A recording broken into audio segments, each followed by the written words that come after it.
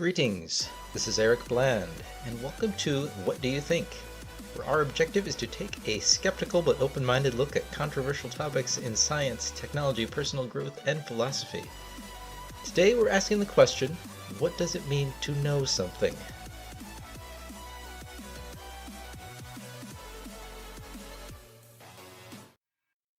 So before we get started, I'm working on a podcast dealing with the neurophysiology of identity and the self. I'm looking at a few case studies such as dissociative identity disorder, split brain patients, psychedelics, and meditation. And my objective is to determine if there's a possible neurological foundation for the unusual experiences one can have regarding individual identity while in these states. But this podcast is requiring more research than I anticipated, so it's not yet complete. It's still definitely in the works. I expect it will be released 1 to 2 episodes from now. It's some exciting stuff. I'm really looking forward to sharing it, so please check back periodically if you're interested. In the meantime, I want to talk a bit about epistemology. How do we decide when we know something? So if you've studied classical philosophy, you're probably familiar with some ideas around epistemology. Like, how do we distinguish knowledge from belief? Or concepts like a priori and a posteriori knowledge. Well, I am not going to talk about any of that stuff today. There's a lot of resources out there, both in text and other podcasts if you're interested, and I don't think it's really necessary to have this background for today's discussion. Instead, I want to ask the question, how do we decide what is true?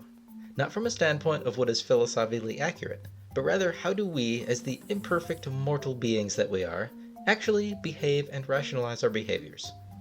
So for the premise of this talk, I want to start with the claim that when determining the truthiness of any idea, we each apply some combination of the following 2 inputs. 1, testimony of others, for example, experts and authorities, and 2, our own experiences. For any information that we evaluate, we use some combination of these 2 inputs. Some evaluations will lean very heavily on testimony. For example, water is made up of 2 atoms of hydrogen and 1 atom of oxygen. We can't very well experience the atomic structure of matter, so we just have to take our chemistry textbooks and our analytical tools for granted on that one. For other evaluations, we lean more heavily on our own experiences. For example, having your wisdom teeth removed is miserable, or going swimming on a hot day is a great way to cool off. Now, within a subset of the modern approaches to personal development, approaches involving terms like enlightenment, transcendental meditation, and spirituality, there seems to be a popular idea that truth is much better gleaned from experience than from testimony. And there's good reason for this claim. While relying on the testimony of experts may seem objective, the way we actually use it is anything but. You can think of any hot, controversial topic that's teeming with experts. Political ideologies, climate change, human rights, for example. In all of these fields, there are experts that take any given side of the argument. The conclusions that each expert individually reaches are hopefully objective, or at least as objective as is reasonable for a human, but our choice of which experts to believe in is highly subjective and arbitrary. Sometimes we go by consensus. If 90% of experts agree, then we say they are correct. But other times we may doubt experts even when they have a strong consensus. It's typically argued that if we aren't exceptionally well developed, we first come to a conclusion about what is true, and only then do we pick the experts that agree with us while finding excuses to invalidate the ones that don't. And as a result, some argue that relying on the testimony of others is not an accurate way to determine truth. And again, that relying on our own experience is really the only method to achieve complete truth. But unfortunately, there are also some difficulties with this approach that nobody's talking about. So let's assume for the purpose of today's talk that we can only trust experiences, not experts, at least when it comes to absolute truth. Even in this case, there is still an unresolved conundrum that we need to address. And this is, how do we justify placing more weight on our own experiences than on the experiences of others when it comes to determining truth? In other words, when you and I have experiences that disagree, how do I decide that my experience is correct and your experience is wrong? This seems like a silly question, but I think the more we analyze it, the more it becomes obvious that we can't take our experiences for granted either. Let's start with an example. Let's say you and I were best friends, and we're going to a shopping mall, because people still do that, right? And let's say we're playing Pokemon Go, because people still play that, right? And as we're passing by I don't know, the Mega Burger, a Pokemon flashes across our screens. What was that? I look over at you, and you saw it too.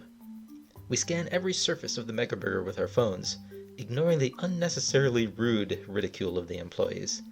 I mean, really? Haven't they heard of Pokemon Go? Their behavior was completely uncalled for, and if I wasn't so busy trying not to lose this Pokemon, I'd definitely let them hear about it. But anyway, search as we might, we can't find that Pokemon again. Finally, we decide to give up. I look up at you and I say, that was weird. You saw that Bulbasaur, right? Then you give me a weird expression. I saw it, you say.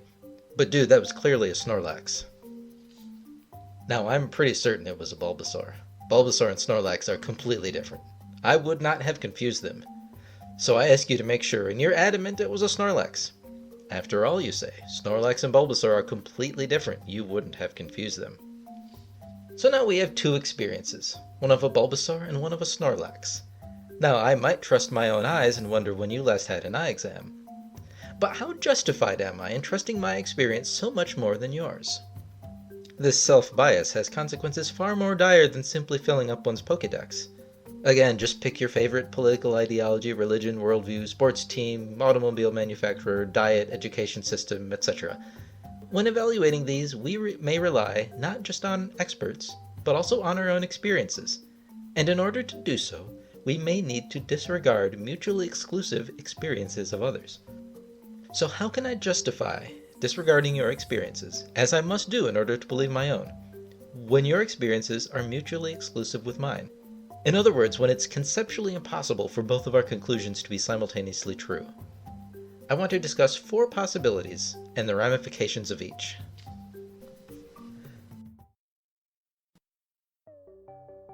So, the first possibility.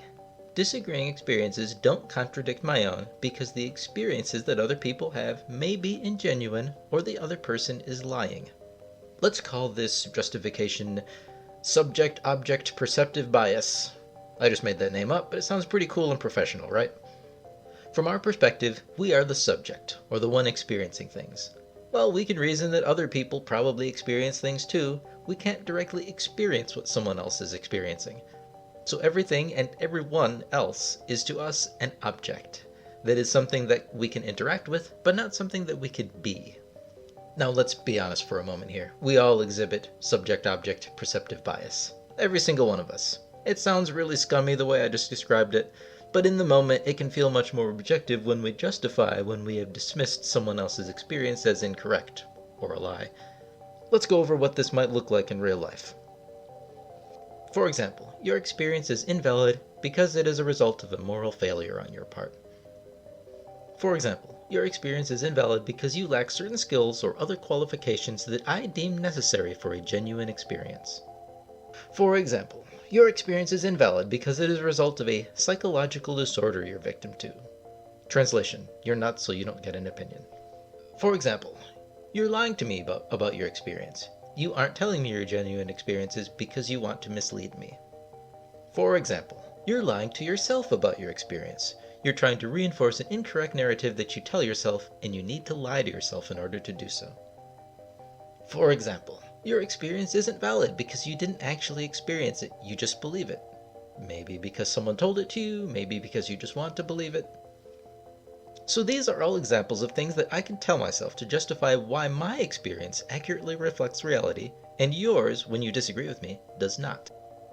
Now, I think it's reasonable that any of these examples could be true some of the time. But in reality, that's simply not good enough.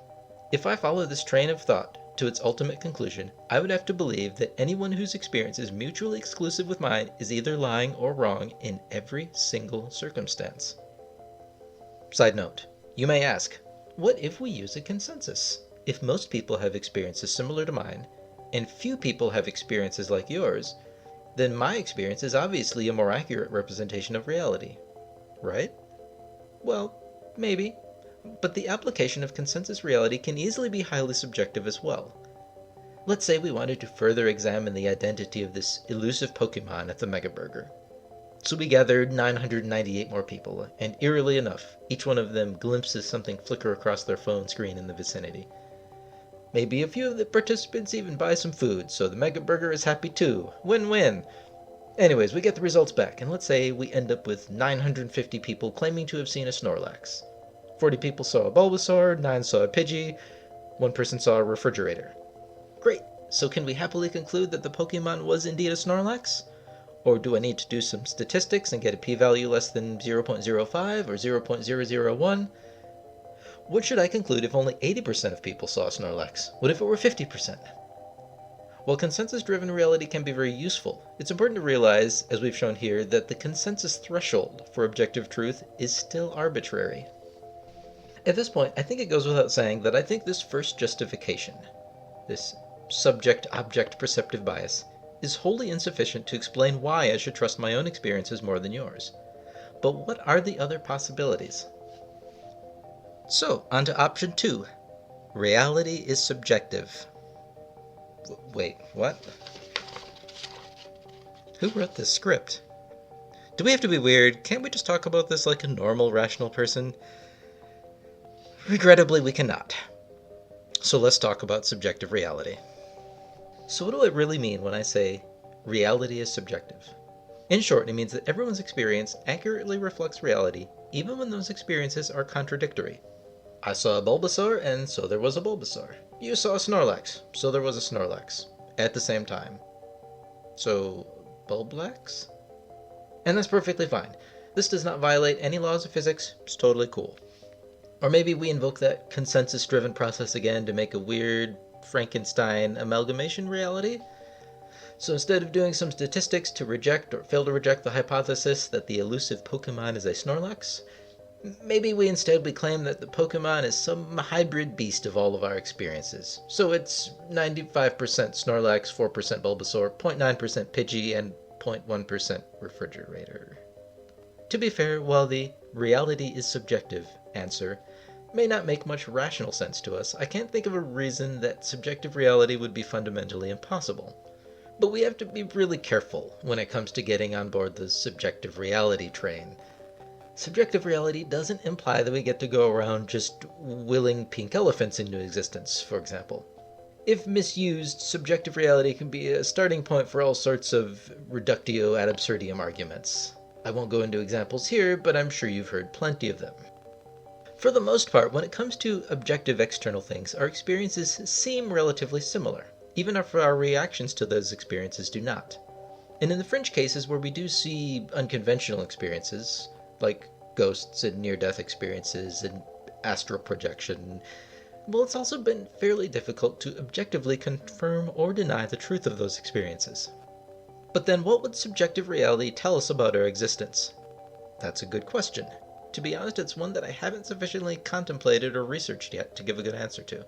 But definitely let me know if you'd like to hear more about it in the future. For now, I'd like to leave subjective reality as an open possibility, but with uncertain implications. There are other possibilities though, so let's move on. So option 3. Our experiences don't accurately describe reality. Let's call this option pitiful mortals. In other words, it's not a paradox that we have different experiences from the same objective reality, because our sensory and analytical capabilities are simply insufficient to give an accurate objective picture of reality. So I saw a Bulbasaur, and you saw a Snorlax. And maybe it really was a Bulbasaur, or maybe it really was a Snorlax. But you know what? It was probably just a Diglett, because we're just pitiful mortals, and we really have no idea what we're talking about. Conceptually, I think we can all realize that our faculties are limited, even if we still sometimes treat our own experiences as inarguably and objectively true. And there are clear examples in science to demonstrate the subjectivity of our experiences. For example, neuroscientist Camilla Arndal Andersen demonstrated that our conscious experience of the taste of food can be highly independent of the chemical taste receptors on our tongues to the molecules of the food. In other words, our conscious experience of what we eat doesn't necessarily correspond to the objective characteristics of the food itself. And neuroscientist Anil Seth showed that our interpretation of visual and auditory information, similarly, is also heavily influenced by our prior learning and expectations, rather than the objective characteristics of those sensory inputs. He claims that all or most of our perceptions are hallucinations, and that what we think of as hallucination is really uncontrolled perception, while what we think of as perception is really just controlled hallucination. These are some pretty interesting examples from these two scientists. You may wish to take a look at them now for more details. You can find the links in the podcast or in the description below. Go ahead, I'll wait. Now, if you took a look at these examples, you could argue that they're relatively simple. Sure, maybe mere illusions can fool our eyes and ears and taste buds, but our deeper conclusions of things like meaning and purpose, these kinds of experiences are harder to fool, right? But these tests may just be the limits of what we can conclusively demonstrate right now through science. How deep is the division between our experiences and our reality? This is a pretty deep topic, and one that we can't go into in too much detail today. But if you're interested, let me know and we can revisit this in another episode. So is pitiful mortals a reasonable explanation of why we attribute more objective accuracy to our own experiences rather than those of other people? It most certainly is. And the implication is that we may want to take our own experiences a little less seriously, at least when it comes to evaluating truth rather than perception. And with that, I want to consider the fourth and final possible justification for trusting my own experiences as an objective assessment of reality compared to yours. And that is simply that only I exist. Now, contrary to how it might sound, this isn't actually a horrendously narcissistic viewpoint. You can actually see this perspective within classical philosophy where it's called solipsism. But for today, we'll just stick with the name, only I exist. In other words, there's no competition between two experiences because there aren't actually two experiences. Only I get an experience, and you're just an object that I interact with, which claims to have an experience but actually doesn't. So maybe you're a figment of my imagination. I guess I have a suppressed desire to capture Snorlax. Or as is popular in some modern mystical or spiritual ideologies, you and me and everything else in existence is just a singular consciousness. Just like subjective reality, I can't really confirm or deny the only I exist solution. And while I'd like to discuss it more, this solution is so far outside the bounds of what we can examine, both through science and introspection, that it's hard to talk about objectively. So, only I exist might be true. But what are the implications? Well, that's another tricky one I don't have an answer to at this time, and it would probably take an entire podcast or more to discuss. But it certainly seems like a plausible answer, even if we haven't demonstrated any evidence for it yet. Again, let me know if you want to hear more about this outlook in a future podcast.